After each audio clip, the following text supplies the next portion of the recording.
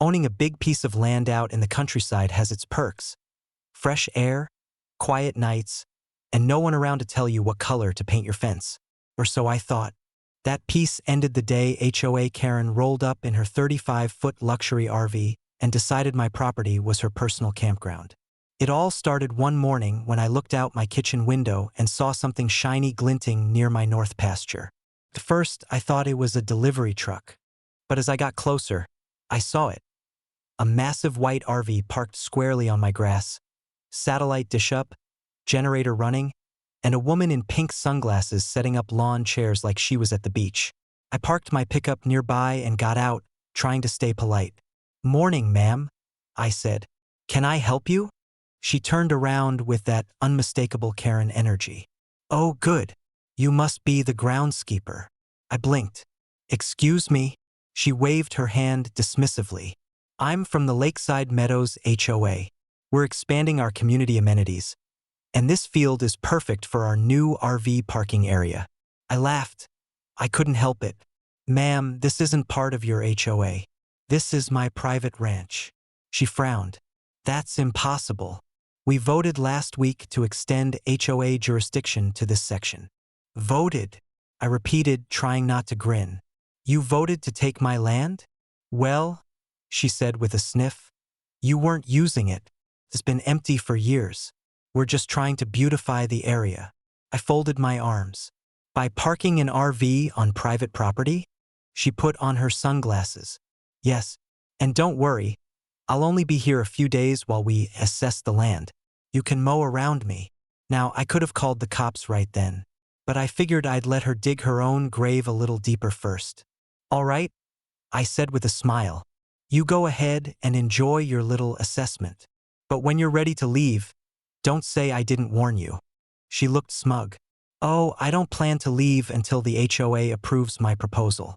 This is community property now." That phrase, community property, echoed in my head all day.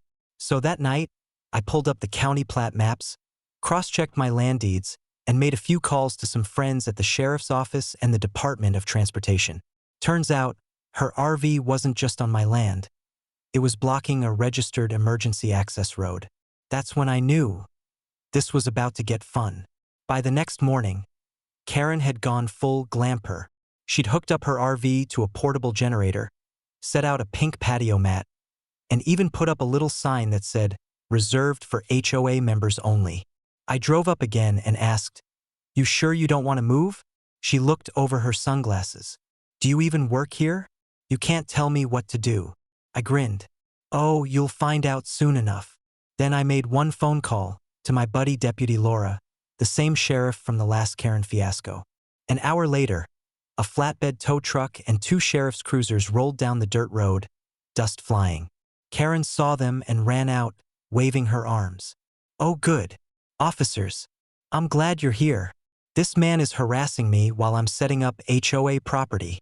Laura stepped out, calm as ever. "Ma'am, can I see your identification and proof of land use authorization?" Karen blinked. "Excuse me, this area," Laura said, holding her tablet, "is privately owned ranch land belonging to Mr. Hayes here. You're currently trespassing and obstructing an emergency route." Karen's smile faltered. "That's ridiculous. This is HOA land. Check your records." Laura turned the screen around, the county map glowing bright red around Karen's RV. "Ma'am, your HOA stops 3 miles east. This entire zone is Mr. Hayes' property." Karen's jaw dropped. "Well, I didn't know. I thought it was abandoned." Laura nodded. "That's not how ownership works." Then she radioed, "Tow unit, you're clear to roll in." The tow driver grinned, dropped the chain, and started hooking up Karen's precious RV. Karen shrieked, "You can't tow that. That's private property." Laura said dryly, "You mean his private property?" Karen stomped her foot. "I'll sue you all. My husband's a lawyer." The tow driver didn't even blink.